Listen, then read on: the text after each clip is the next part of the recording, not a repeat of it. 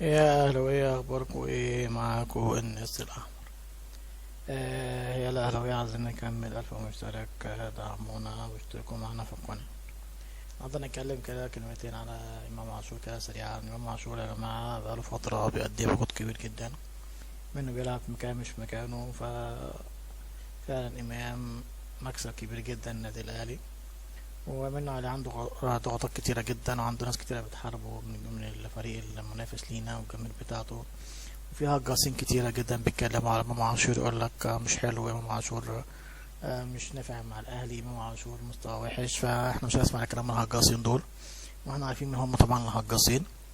فاحنا مش هنسمع لكلامهم ولا إمام يسمع لكلامهم. وانت إمام لعيب كويس ولعيب نجم كبير، فما تسمعش كلام حد خالص، واحنا معاك وربنا يوفقك ان شاء الله في اللي جاي يا إمام، واستمر على هذا الحال يا إمام. السلام عليكم.